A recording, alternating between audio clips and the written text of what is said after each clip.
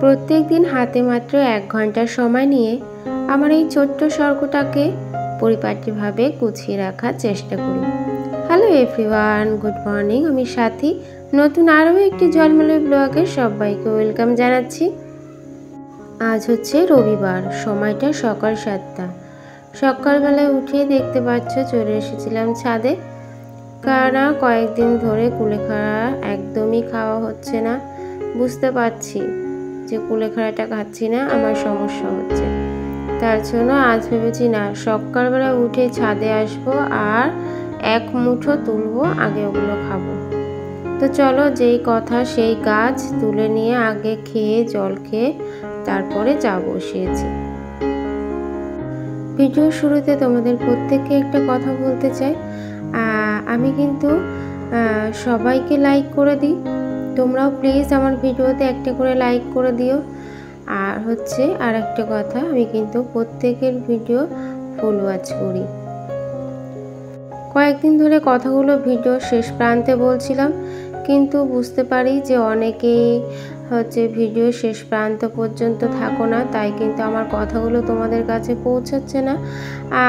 আর একটা এমনও হতে পারে যে আমরা তো সবাই চালিয়ে রেখে কাজ করি, তো যখন হয়তো আমি কথাগুলো বলছি তখন তোমাদের কাছে কথাগুলো পৌঁছাচ্ছে না।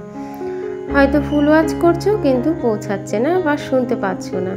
যাই হোক, তাই আজকে প্রথমেই বলে দিলাম, কেননা ভিডিও চালিয়ে রেখে প্রথম কয়েক মিনিট আমরা কিন্তু দেখি, আমি তো দেখি প্রথম কয়েক মিনিট দেখে তারপরে চালিয়ে রেখে চলে যাই। তো চলো, বিছানাটা কিন্তু ঝেড়ে নিলাম, চাটাকে আর হচ্ছে ছোলা বাদামটা ভেজাতে ভুলে গেছিলাম। তো চাটা খাওয়া হলো, তারপরে এসেছি এই যে সকালবেলায় কিন্তু সত্যি কথা বলতে এই যে হাতে মাত্র 1 ঘন্টা সময় নিয়েই কিন্তু এই ঘরটাকে আগে গুছিয়ে নিই। বিছানা ছেড়ে ঘরটা ঝাড় দেওয়া, হয়তো ঘরটা ঝাড় দেওয়া তোমাদের সাথে শেয়ার হয় না, বাইরেটা ঝাড় দেওয়া শেয়ার হয় বেশিরভাগই। কি বলতো, ঘর দোর তো রং করা না, আর সাইডে সাইডে কালো ছাপা হয়ে গেছে।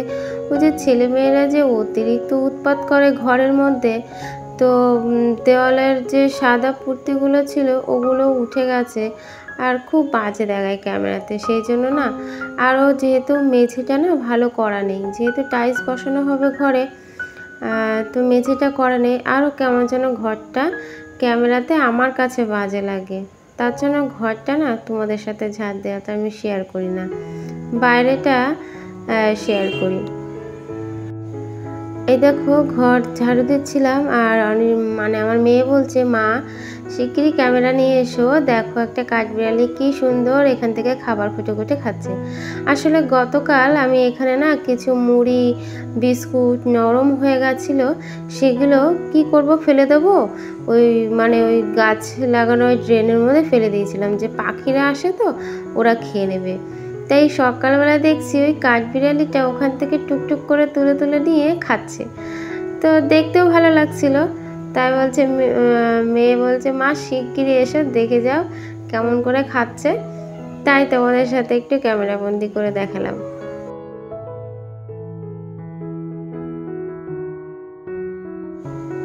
চলো, ঘরটা ঝাড় দিয়ে বার করেছি, এখন হল ঘরটা ঝাড় দিয়ে নিচ্ছি। এত ধুলো কোথা থেকে আসে বুঝতে পারি না, জানো তো। আসলে ওই যে বড় জানলা, এদিকে দরজা খোলা থাকে না সব সময়, আর হাওয়া দিলে না বাইরের ওই যে বাইরে তো মনে করো অন্যেরও গাছ টাছ আছে, তো হাওয়া দিয়ে সেই সব ধুলো বলতে পারো পাতা পুঁতি অনেক সময় ঘরের মধ্যে চলে আসে। আর এমনিতেই তো ছেলেমেয়েরা ঘর দুয়ার নোংরা করে, তাতে তো হয়ই। আর কালকে কি করেছে, রুটি খেয়ে ঘরের মধ্যে ছড়িয়েছে, জানো না। আর সবসময় কি বলতো, যে খেয়ে ছড়িয়েছে সঙ্গে সঙ্গে ঝাড় দেওয়াও কিন্তু হয়ে ওঠে না। হয়তো বিছানাটা ঝেড়ে শুয়ে পড়লাম, আর ভালো লাগে না। সারাদিন কত চলে গাড়িটা বলো তো, সারাদিন তো মেশিনটা চলতেই থাকে, বিরাম নেই।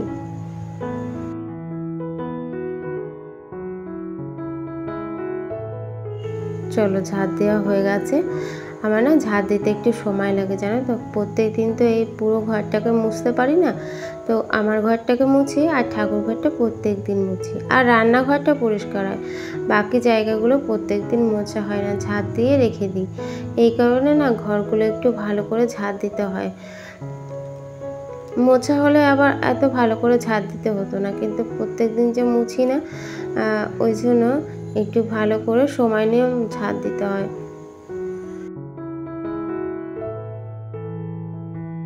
চলো, সকাল সকাল কিন্তু রান্নাটাও হয়ে গেছে। দেখো, গরম গরম ভাত, ধোয়া ওটা, আর সাথে করছি কারকোল ভাজা, আর একটু ডাল আছে গতকালকে। এই দিয়ে সকালটা চলে যাবে। এই যে চুই ঝাল, অনেক দিন আগে ভিডিওতে তোমাদের বলেছিলাম যে মাংসতে চুই ঝাল দিলে ভালো লাগে।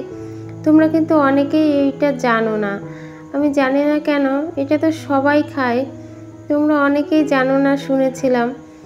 তো এই যে দেখো, এই যে গাছের শেকড়, এটা কিন্তু গাছের সাথেই বেয়ে বেয়ে ওঠে, যে মাটির তলে হয় না, মানে মাটির তলে হয় আর কি। শেকড়টা আস্তে আস্তে মোটা হয়ে যায়, অনেক মোটা হয়, জানো তো। আর এই যে দেখছো সরু একদম, এর থেকেও কত মোটা মোটা হয় সে, মানে গাছে। তো ওই দুটো ডগার দাম নিয়েছে কিন্তু 30 টাকা, দাম আছে আবার। সরু মোটা মানে যেরকম নেবে সেরকম দাম। আর তার সাথে আজকে একটু অল্প করে চিকেন এনেছে।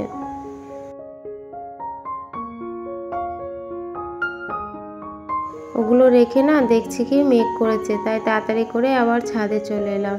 তো ছাদে কিন্তু জামা কাপড় শুকায়নি, সকাল থেকেই মেঘলা আকাশ। তো আদা শুকনো হয়েছে, যেহেতু ঘরের মধ্যে দিলে শুকিয়ে যাবে, ওর জন্য তাড়াতাড়ি করে তুলতে এলাম, ভিজে গেলে আবার সমস্যা।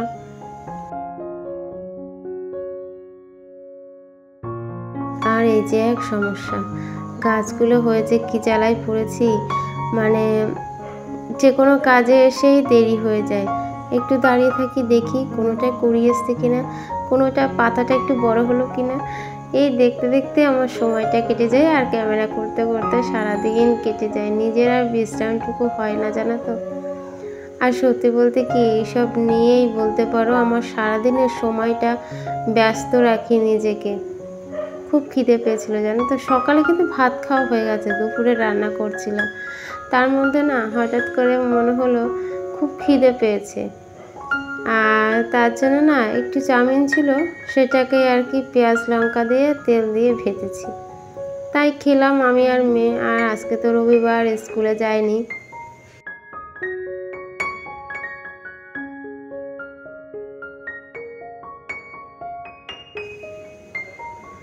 ঘরে তো টমেটো ছিল না, তাই একটু টমেটো সস দিয়ে দিলাম মাংসের মধ্যে।